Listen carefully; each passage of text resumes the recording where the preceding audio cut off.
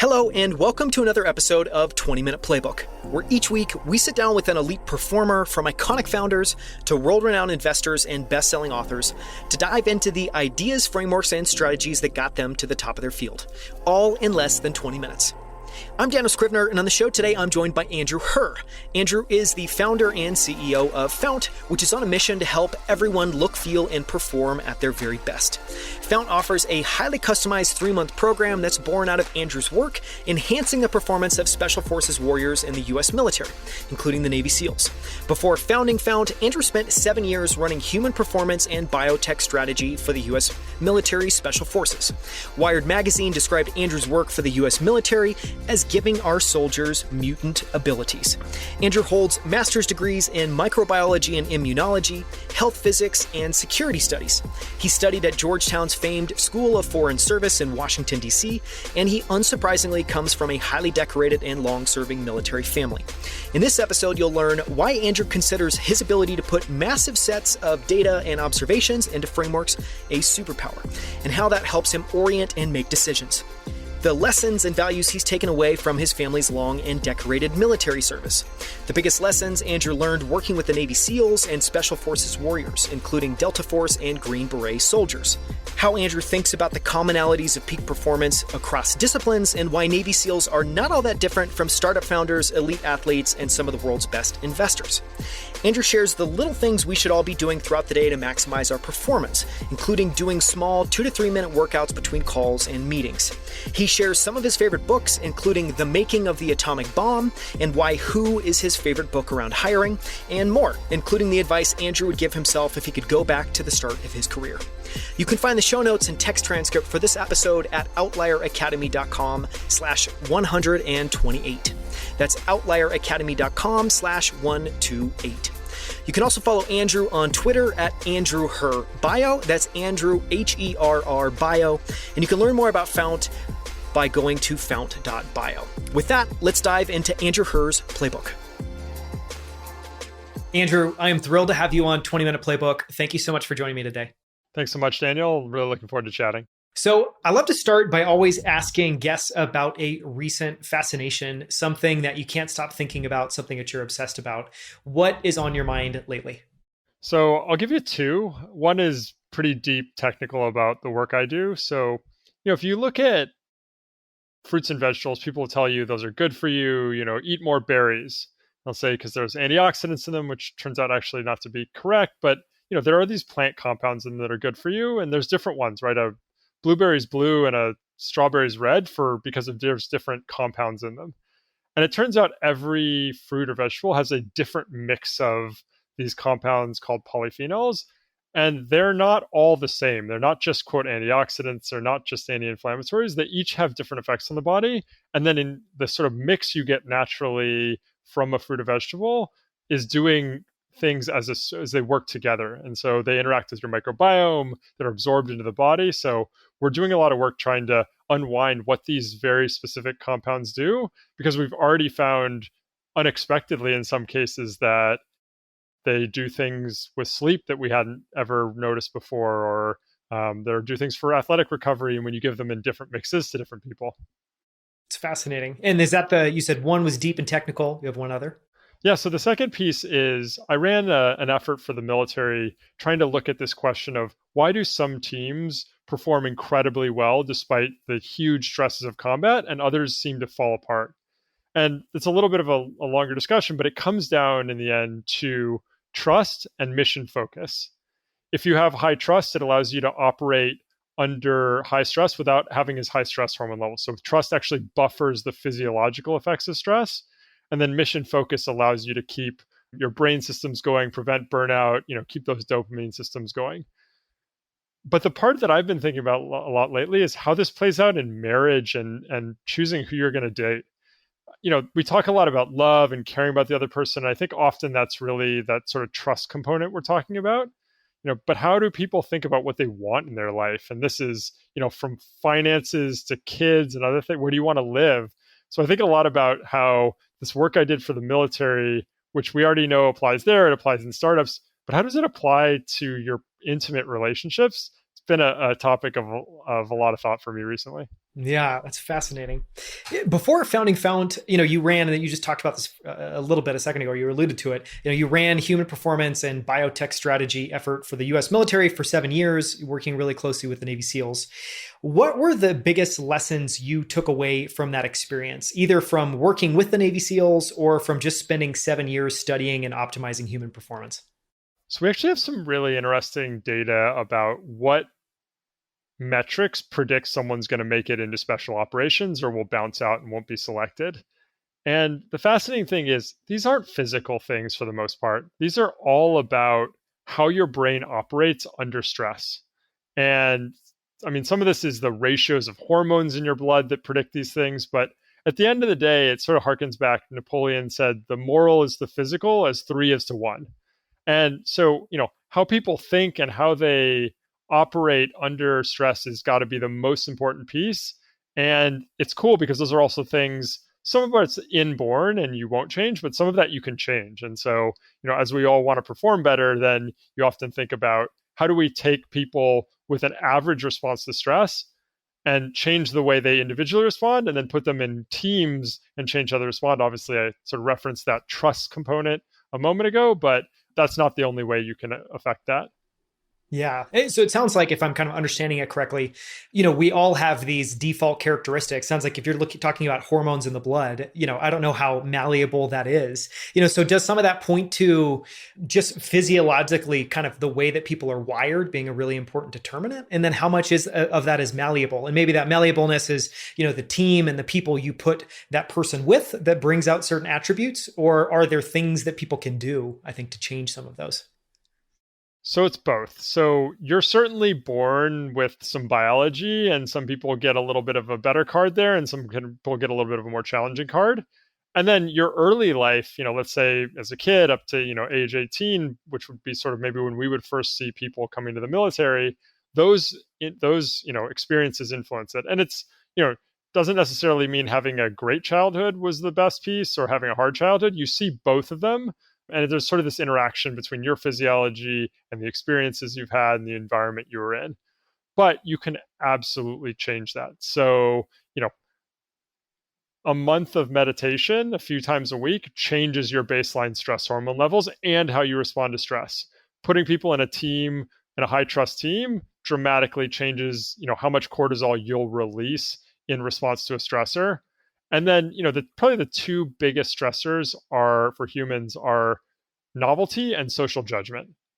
And so, if something was new in the environment 10,000 years ago, it could potentially kill you. So you had to be really wary of it. And then if you have a problem with your tribe of 100 or 200 people and you get kicked out, you're in a very bad situation. So evolutionarily makes sense that these are major human stressors, but there's all kinds of things you can do about them. If you look at the best teams in the world, they train realistically, they train repetitively.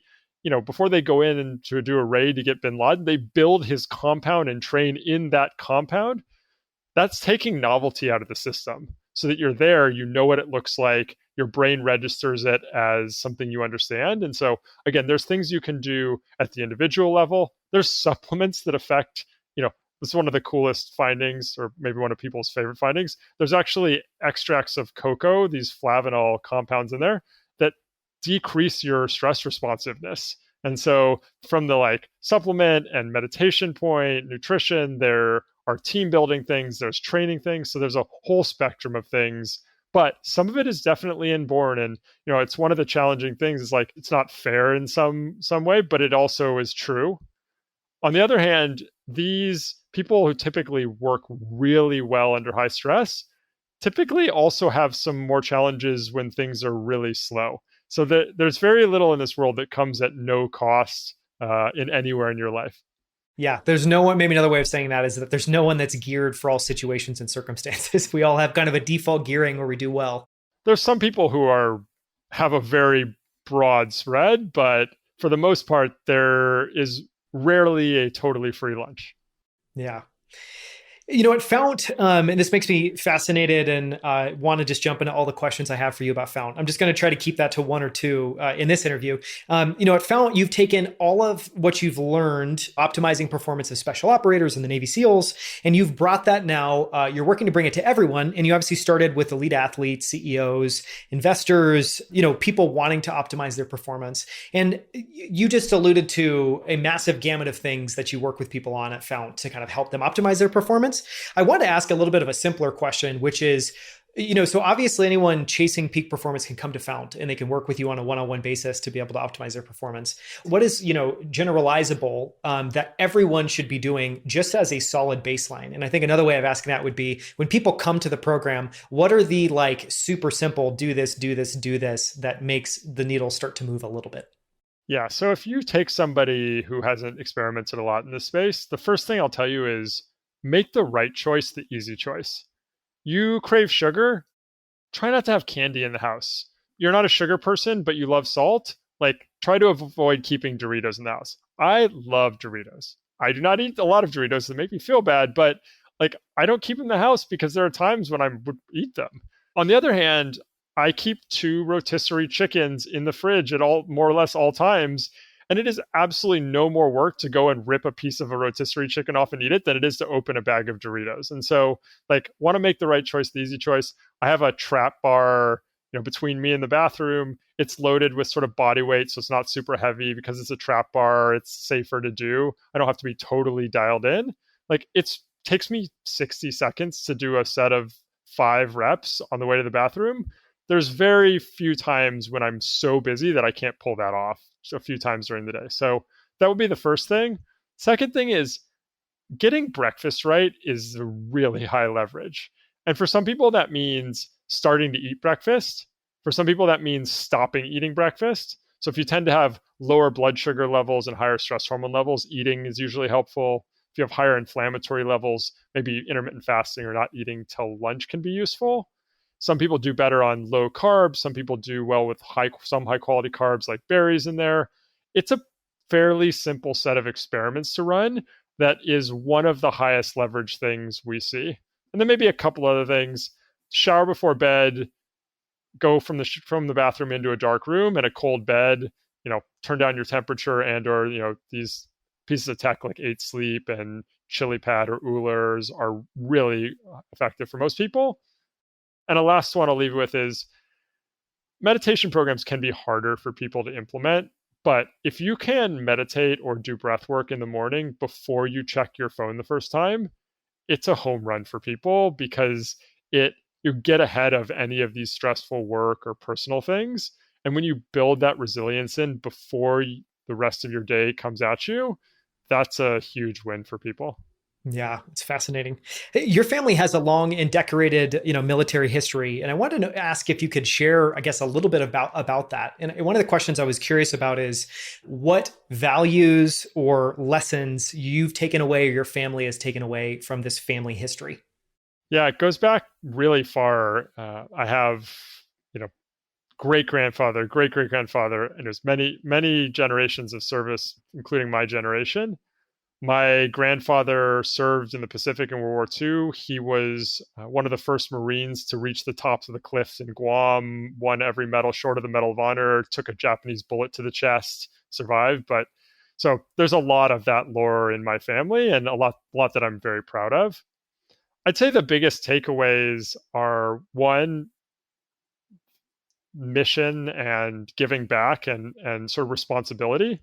I'm a quite patriotic person, and that ties all those things together. And the second piece is you can do incredible things. If you are truly dedicated to it and surround yourself with the right people, you read these medal citations like the one from my grandfather, and I mean, it's basically like they're, coming onto the beaches as Marines. There's Japanese entrenched in these cliffs. They're shooting down them with mortars and machine guns and grenades. I mean, this is incredible stuff. And people can do that. And so, it's a nice reset when I'm, running a startup and things are hectic and stressful and busy, but there's no one shooting at me at that moment. So, that's pretty good too. Yeah, having maybe a crowded email inbox seems a lot less stressful and a lot less of a challenge when you kind of compare it and contrast it. I'd love to switch gears and talk about you a little bit. And one of the questions that I always like to ask is where you think you have an edge or a superpower and how that shows up in your day-to-day work. And this could be either just on the personal side in your own, kind of chase of peak performance or in building Fount.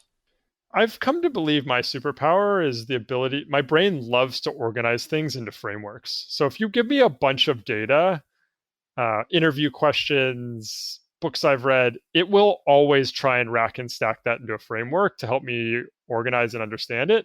And I found that's been a huge advantage. So it's helped me, build frameworks for how we coach. It's helped me design products based on disparate information. I mean, one of the products we have is based on work I did with Navy SEALs on diving, clients asking questions about jet lag, reading research papers. You sort of bring that all together and then it clicks. And I always kind of laugh about it as the moment you see the code in the matrix and it all comes together.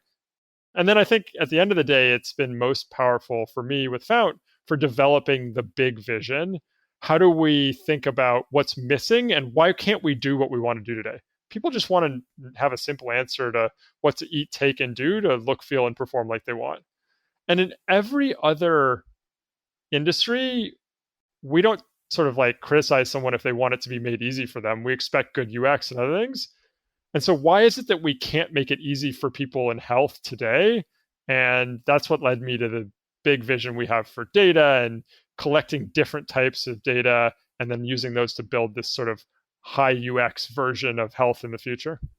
For someone whose brain isn't naturally wired to think about frameworks, I think it might be helpful to go just a level deeper. And I'd be curious to hear your perspective on why a framework is so helpful. It seems like part of it is maybe making sense of a massive amount of data that can just be overwhelming and confusing.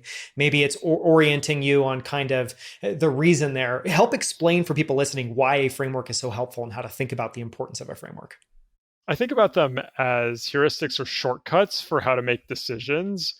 So, for example, I mentioned this trust and mission focus framework I developed based on the work I was doing with the military. That helps me decide who to hire. So when I think about culture for a company and who to hire, those are the big cuts. When I need to solve a problem physiologically for a client, it would be very difficult to start from, zero and build everything up every time. And so when I know that I can think about, often, certain challenges or, few are caused by inflammatory factors, stress hormone factors, I have these building blocks that I can use to rapidly get to a solution. And the beauty is I don't look at these as perfect solutions. I just need to get to a 95% confidence. And then I can run the experiments or do other work to get to however high confidence or get the client to where they need to go. So it's about shortcuts and being able to rapidly understand what's happening in the world to make decisions. I want to go back to a little bit of your work with the Navy SEALs and ask a little bit of a higher level question, which is, so you have this deep experience. You spent 7 years working with Navy SEALs, other special operators. In your work now at Fount, I imagine you've worked with tens, maybe hundreds of clients, optimizing their own peak performance.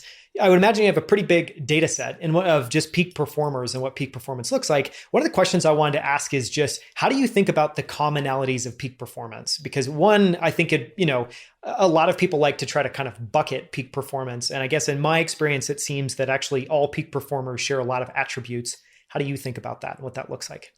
I think the best performers in the world are able to handle the challenges that slow or stop other people.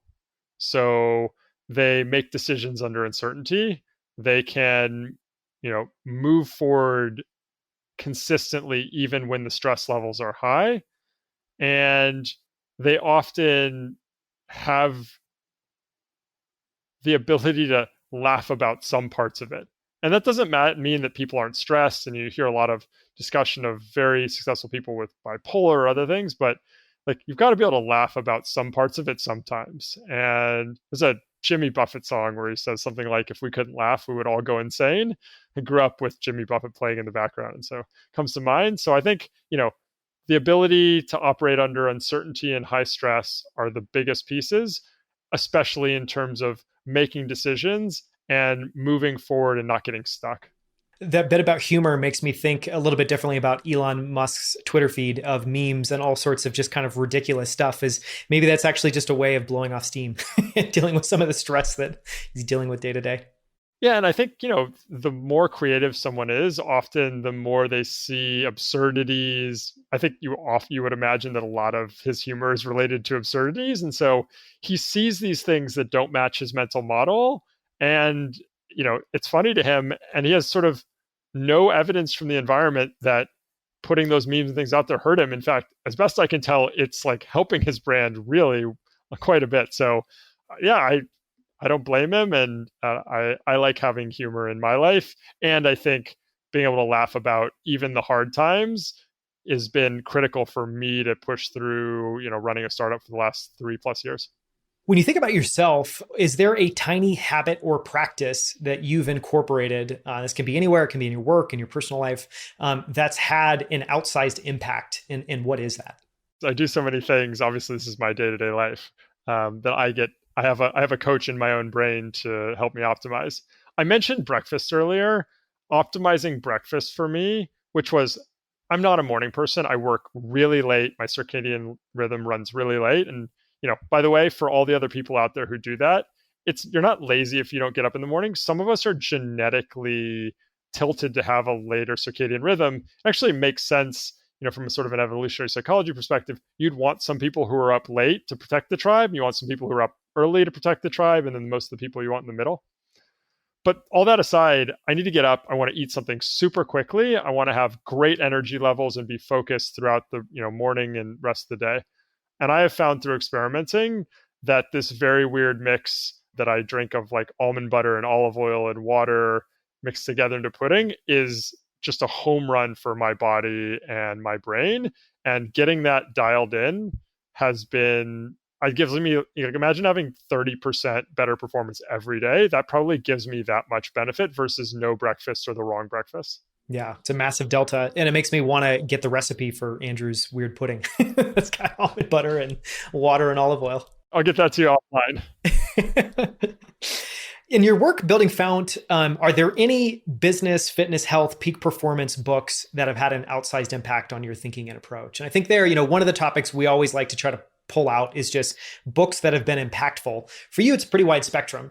Any that come to mind, any that you frequently recommend or cite to others? So the book that's probably changed my life the most, that I don't know if it's as relevant, maybe the rest of the group, I'll get you some more relevant business books in a sec, was a book called The Making of the Atomic Bomb. It's a Pulitzer Prize winning history of the Manhattan Project and the US atomic bomb program. And the first part of the book starts with all these scientific discoveries that led to understanding that a bomb was possible and then making one. Before we get into the Manhattan Project, actually going to do the research to actually engineer and design these weapons. And it is incredibly inspiring to read this short period of time, 20 years, where they go from not knowing really anything about sort of nuclear physics to these like every year and sometimes month by month, sort of Nobel Prize worthy discoveries. And two things came out of that for me. One, I can't help but read that and ask, if I'd been there, could I have done it? Could I have been making these discoveries? Like, do I have what it takes to be this good? And that to me is a motivation. And then two, it really motivated me to go deep into the science. And I ended up, doing a program in undergrad that was more sort of technology focused. And then I went to grad school for science, and having that deep background has been really valuable for me. On the more business side, for hiring, I really like the book Who.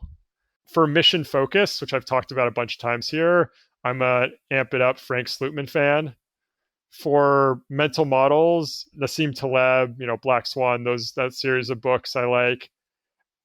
And then two other things. One, I like reading books about startups and founders because the honest ones tell the story of how challenging things were at different times.